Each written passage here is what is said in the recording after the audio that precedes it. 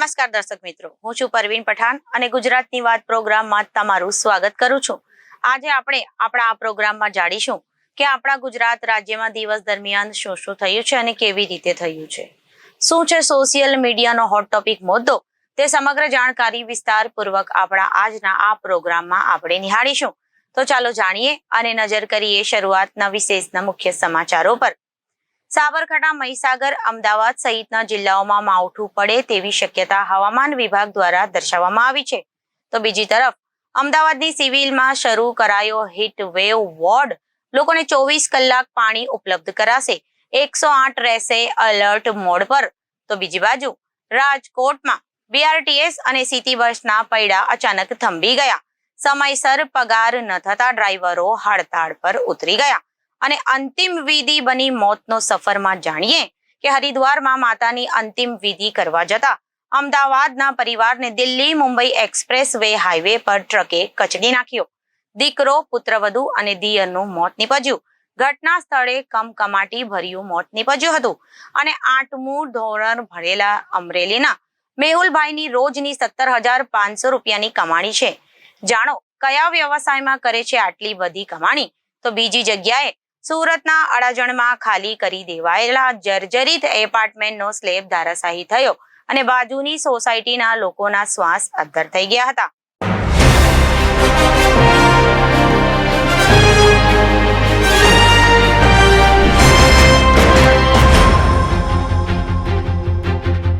હવે જોઈએ સમાચારો વિસ્તારપૂર્વક।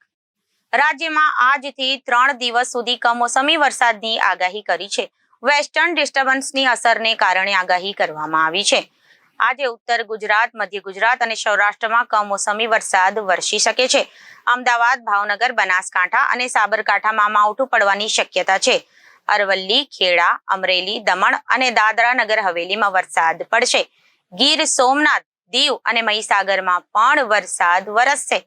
નર્મદા જિલ્લાના ડેડિયાપાડાના અંતરિયાળ વિસ્તારમાં કમોસમી વરસાદ પડ્યો હતો। હવામાન વિભાગની આગાહી મુજબ નર્મદામાં વરસાદ પડ્યો હતો। સરીબાર, કોકમ અને મોહબી જેવા ગામોમાં પણ વરસાદ વરસ્યો હતો। અસહ્ય ઉકળાટ બાદ વાતાવરણમાં ઠંડક પ્રસરી ગઈ હતી। ડાંગ જિલ્લાના વાતાવરણમાં પણ પલટો આવ્યો હતો। સાપુતારામાં શામગહાન સહિત આસપાસના વિસ્તારોમાં બરફના કરા સાથે વરસાદ વરસ્યો હતો। બરફના કરા સાથે વરસાદ વરસતા ખેડૂતોની ચિંતામાં વધારો થયો હતો।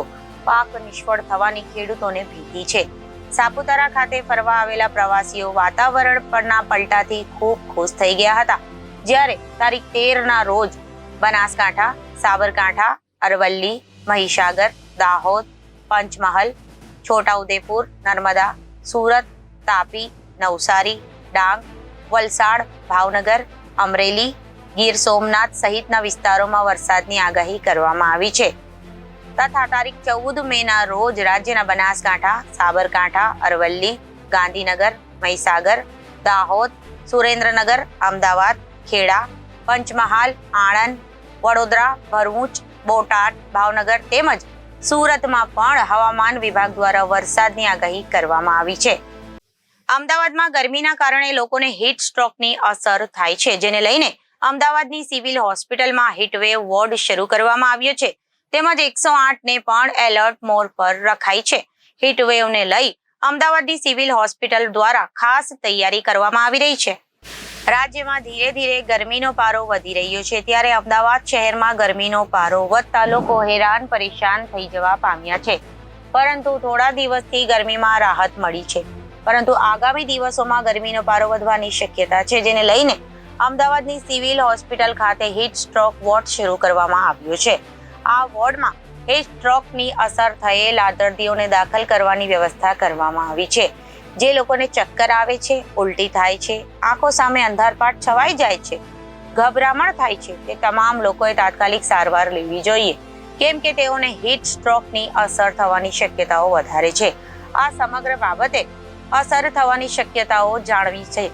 આ સમગ્ર મામલે અમદાવાદ સિવિલ હોસ્પિટલના અધિક્ષક ડોક્ટર રાકેશ જોશીએ જણાવ્યું હતું કે ગરમીના દિવસોમાં લોકોએ ઘરની બહાર નીકળે છે ત્યારે તાપમાનનો પારો વધુ હોવાના કારણે અને પૂરતા પ્રમાણમાં પાણી નહીં પીવાના કારણે ઘણા લોકો હીટ સ્ટ્રોકનો ભોગ બને છે।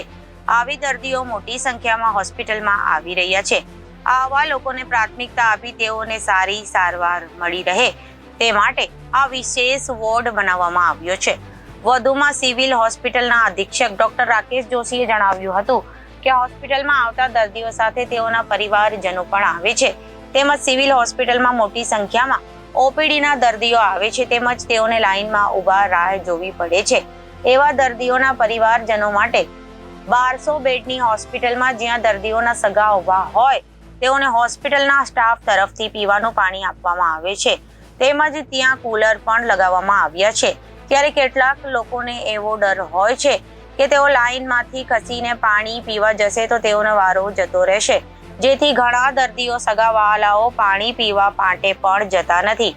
જે સમસ્યાના નિરાકરણ માટે ટ્રોલીમાં પાણી ભરીને લાઇનમાં ઉભેલા દર્દીઓને સગાવાલાઓને પીવડાવવાના વ્યવસ્થા કરવામાં આવી છે. હીટ વેવને લઈ સિવિલ હોસ્પિટલના અધ્યક્ષ ડોક્ટર જોશીએ જણાવ્યું હતું કે લોકોને સલાહ અપાઈ હતી કે હાલમાં ગરમીની સિઝન ચાલતી હોય તો બપોરે 12 વાગ્યાથી લઈ સાંજે 4 વાગ્યા સુધી તડકો હોય છે. જે દરમિયાન જરૂરી કામ ન હોય તો ઘરમાંથી બહાર ન નીકળવું અને જો બહાર નીકળો તો સાથે પાણીની બોટલ, લીંબુ પાણી સાથે રાખો તેમજ થોડા સમયના અંતરે તેને પીતા રહેવું જોઈએ.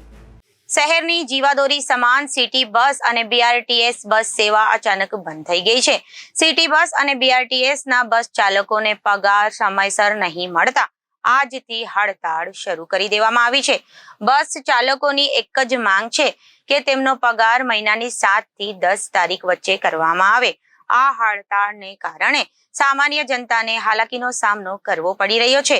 આ લોકોને વધુ પૈસા ચૂકવીને રિક્ષામાં મુસાફરી કરવાનો વારો આવ્યો છે. બસ ચાલકોની એક જ માંગ છે કે તેમને એજન્સી સમયસર પગાર ચૂકવી નથી રહી. જો એજન્સી મહિનાની 7 થી 10 તારીખમાં પગાર ચૂકવવાનું વચન આપી દે તો તેઓ હડતાળ બંધ કરી દેશે. નોંધનીય છે કે 65 થી વધુ બસ ચાલકો કામથી અળગા રહ્યા છે. બસ સેવા બંધ થવાને કારણે લોકોને વધારે રૂપિયા ખર્ચીને રિક્ષા કે કેબમાં જવાનો વારો આવ્યો છે, જેથી લોકોને વધારે રૂપિયા બગડી રહ્યા છે. બસ ડ્રાઈવર હિતેશભાઈ કરિયાએ અંગેની વાત કરી હતી, જેમાં તેમણે જણાવ્યું હતું કે રાજકોટમાં બસ સેવા બંધ થતા રોજની અપડાઉન કરતી જનતા તો હેરાન થતી હશે, જેને અમે માફી માંગીએ છીએ. અમારી કંપની પાસે એક જ રજૂઆત છે કે અમને 7 થી 10 તારીખ સુધીમાં સમયસર પગાર કરી દે. આ પગાર ન થતા અમારે રોજબરોજની અનેક સમસ્યાનો સામનો કરવો પડી રહ્યો છે. અમે અમારી હાલાકી અંગે અધિકારીઓને લેખિતમાં રજૂઆત કરી છે. જો કે એજન્સીનો કોઈ જવાબ અમારી સુધી પહોંચ્યો નથી. આ પહેલા સુરત મહાનગરપાલિકા સંચાલિત બસ સેવાના સંચાલકો ડ્રાઈવરોને નક્કી કરેલો પગાર ન આપતા અચાનક 140 જેટલા ડ્રાઈવર અચાનક હડતાળ પર ઉતરી ગયા હતા. સુરતના રસ્તા પર દોડતી 100 જેટલી બસના પૈડા થંભી ગયા હતા. આકરી ગરમીમાં બસ નહીં દોડતા હજારો મુસાફરો અટવાયા હતા. તો બીજી તરફ હડતાળ પર ઉતરેલા ડ્રાઈવરોએ બસ ઓપરેટર સંચાલકો પર આક્ષેપ કરતા કહ્યું હતું કે પગાર મુદ્દે હડતાળ પાડી એટલે સંચાલકો અન્ય ડ્રાઈવરોને લાવવામાં આવ્યા છે. તેમની પાસે લાયસન્સ અને અન્ય પુરાવા પણ નથી. દિલ્હી મુંબઈ એક્સપ્રેસ વે પર ફરી એકવાર ભયાનક માર્ગ અકસ્માત સર્જાયો છે. અમદાવાદના પરિજનો કાર લઈને હરિદ્વાર જતા હતા ત્યારે આ અકસ્માત નડ્યો હતો, જેમાં પરિવારના 3 લોકોના મૃત્યુ થયા છે અને 7 લોકોને ઈજા પહોંચી છે. માતાનું હરિદ્વારમાં નિધન થતા પુત્ર પરિવાર અને સગા સંબંધીઓ સાથે હરિદ્વાર જઈ રહ્યા હતા. ગાય સામે આવી જતા અચાનક અકસ્માત સર્જાયો હતો અને ગાયને બચાવવા જતા અકસ્માત થયો હતો. મળતી માહિતી અનુસાર બાંદીકુઈ દોસા પોલીસ સ્ટેશન વિસ્તારના ઉનાબાડા ગામ પાસે રવિવારે સવારે લગભગ 5 વાગે અકસ્માત સર્જાયો હતો. અમદાવાદના હસમુખભાઈ મકવાણાના માતા સવિતાબેન 6 મેના રોજ હરિદ્વાર ગયા હતા, જ્યાં તેમનું ગત શનિવારના રોજ નિધન થઈ ગયું હતું. માતાની અંતિમ વિધિ માટે હસમુખભાઈ તેમના પત્ની સીમાબહેન સાથે અને પુત્ર અને કાકા મોહનલાલ સહિત અન્ય પરિજનો અંતિમ સંસ્કાર માટે જઈ રહ્યા હતા. આ આખો પરિવાર કારમાં ટ્રાવેલ કરી રહ્યો હતો ત્યારે ગાય સામે આવી ગઈ હતી. ગાયને બચાવવા જતા કાર પરથી કાબુ ગુમાવતા તે ડિવાઈડર સાથે અથડાઈ ગઈ હતી. ગાડી અથડાતા પરિવારના લોકો કારમાંથી તો બહાર નીકળી ગયા, પરંતુ પાછળથી આવેલા ટ્રકે પતિ, પત્ની અને કાકા સહિત 3 લોકોને કચડી નાખ્યા હતા. એ દરમિયાન સર્જાયેલા અકસ્માતમાં હસમુખભાઈ, પત્ની સીમાબહેન અને કાકા મોહનલાલભાઈને ટ્રકે કચડી નાખ્યા હતા. ઘટના સ્થળે જ 3એ દમ તોડી દીધો હતો. જ્યારે 7 લોકોને ગંભીર રીતે ઈજા પહોંચી હતી. અકસ્માતની મળતી માહિતીની સાથે જ બાંદીકુઈ પોલીસ સ્ટેશનના ઘટના સ્થળે દોડી આવી હતી અને મૃતદેહને સરકારી હોસ્પિટલના સબઘરમાં રાખ્યો હતો. દરમિયાન અકસ્માતમાં ઘાયલ અન્ય લોકોને સારવાર માટે હોસ્પિટલમાં દાખલ કરવામાં આવ્યા હતા. બાંદીકુઈ દોસા પોલીસ સ્ટેશન વિસ્તારના ઉનાબાડા ગામ પાસે રવિવારે સવારે લગભગ 5 વાગે અકસ્માત થયો હતો. મહત્વનું એ છે કે છેલ્લા ઘણા સમયથી દિલ્હી મુંબઈ એક્સપ્રેસ વે પર અકસ્માતના બનાવોમાં વધારો થઈ રહ્યો છે. ગયા રવિવારે પણ રાજસ્થાનમાં દિલ્હી મુંબઈ એક્સપ્રેસ વે પર એક ભયાનક અકસ્માત થયો હતો, જેમાં સિકરથી રણથંભોર આવી રહેલી કારમાં મુસાફરી કરી રહેલા 6 લોકોના મોત થયા હતા. 1 વર્ષ પહેલા બનેલા હાઈવે પર 10 માસમાં 95 થી વધુ લોકોના મોત થયા છે. અમરેલી જિલ્લામાં મોટાભાગના યુવકો પશુપાલનનો વ્યવસાય કરી લાખો રૂપિયાની કમાણી કરે છે. અમરેલી જિલ્લાના સાવરકુંડલા તાલુકાના પિયાવા ગામ ખાતે રહેતા મેહુલભાઈ જયંતિભાઈ કાનમિયાએ 8 ધોરણ સુધી અભ્યાસ કર્યો છે. આજે 100 થી વધુ ભેંસ અને ગાય તેમણે રાખી છે અને રોજનું 17,500 રૂપિયાનું દૂધ ઉત્પાદન કરી મેળવી રહ્યા છે. મેહુલભાઈએ ધોરણ 8 સુધી અભ્યાસ કર્યો છે અને પોતાની 30 વર્ષની ઉંમર છે. પરંપરાગત રીતે પોતાના પિતા સાથે પશુપાલન અને ખેતીના વ્યવસાયમાં જોડાયા હતા અને સાથે જ અન્ય ખેતી કાર્યોમાં કામ કરી રહ્યા છે. સાથે પશુપાલનનો વ્યવસાય કરી રહ્યા છે. મેહુલભાઈ પાસે જાફરાબાદી અને મહેસાણી ઓલાદની શ્રેષ્ઠ ભેંસો છે. દૂધ ઉત્પાદન કરી લાખો રૂપિયાની કમાણી કરી રહ્યા છે. મેહુલભાઈએ જણાવ્યું હતું કે રોજનું 250 લીટર દૂધ અમર ડેરીમાં ભરવામાં આવે છે. ડેરીમાં 1 લીટરનો ભાવ 60 થી 70 રૂપિયા મળે છે. રોજનું 17,500 નું દૂધ ઉત્પાદન થાય છે અને મહિને 5,45,000 નું ઉત્પાદન મેળવી લાખો રૂપિયાની કમાણી કરે છે. પશુપાલન 50% નફાકારક હોવાથી વધુ સારી આવક મળી રહે છે. સૌરાષ્ટ્રમાં યુવાઓ હવે સરકારી નોકરી શોધવાની બદલે અલગ અલગ વ્યવસાય કરી રહ્યા છે, જેમાં ખાસ કરીને અમરેલી જિલ્લામાં પશુપાલન અને ખેતીમાં ઇનોવેટિવ કાર્ય કરી અને લાખો રૂપિયાની કમાણી કરે છે. ખેડૂતો ખેતીમાંથી ઉત્પાદન થયેલ જણસીનું મૂલ્યવર્ધન કરી લાખો રૂપિયાની કમાણી કરે છે. સુરત શહેર ઐતિહાસિક શહેર છે. વર્ષો જૂની બિલ્ડિંગ શહેર વિસ્તારમાં આવેલી છે. ત્યારે આડાજણ વિસ્તારમાં હની પાર્ક રોડ ઉપર આવેલા જનકપુરી એપાર્ટમેન્ટમાં વર્ષો જૂના જર્જરિત હોવાથી તેને ખાલી કરી દેવામાં આવ્યા છે. જો કે ઉતારી લેવાયું નથી હોવાથી આસપાસના રહીશો માટે લટકતી તલવાર સમાન સાબિત થઈ રહ્યા છે. ગત રાત્રે આ એપાર્ટમેન્ટનો સ્લેબ અચાનક ધરાશાયી થતા બાજુની સોસાયટીના રહીશોનો શ્વાસ અદ્ધર થઈ ગયા હતા. આડાજણ વિસ્તારમાં આવેલા 30 વર્ષ જૂના જનકપુરી એપાર્ટમેન્ટનો સ્લેબ રાત્રિના સમયે ધરાશાયી થઈ ગયો હતો. સ્લેબ પડતા જ બાજુની પ્રતીક્ષા સોસાયટીના રો હાઉસના સ્થાનિકોનો શ્વાસ અદ્ધર થઈ ગયો હતો. જનકપુરી એપાર્ટમેન્ટ ખાલી કરાવી દેવાયો હતો, પરંતુ ઉતારાયો નથી. બાજુમાં જ અન્ય એપાર્ટમેન્ટ પણ ખૂબ જર્જરિત છે. તેમાં હજુ પણ લોકો વસવાટ કરી રહ્યા છે. બાજુની સોસાયટીના લોકોએ વારંવાર રજૂઆત કરી છતાં કોઈ નિરાકરણ આવ્યું નથી. સ્થાનિક રહીશ અમીષા પમાણીએ જણાવ્યું હતું કે દિવસે સ્લેબ ધરાશાયી થયો હોત તો મોટી જાનહાનિ થાત. સદનસીબે આ ઘટનામાં કોઈ જાનહાનિ થઈ નથી, પરંતુ આ પ્રકારની જર્જરિત ઇમારતો ઉતારી લેવા માટે અગાઉ રજૂઆત પણ કરવામાં આવી હતી. તેમ છતાં તંત્ર દ્વારા કોઈ જ પ્રકારની કાર્યવાહી કરવામાં આવી નથી. બિલ્ડરને પણ રજૂઆત કરવા છતાં તેઓ કોઈ યોગ્ય જવાબ આપતા નથી. मेरा नाम अमीषा बामनिया, प्रतीक्षा रो हाउस 28 नंबर।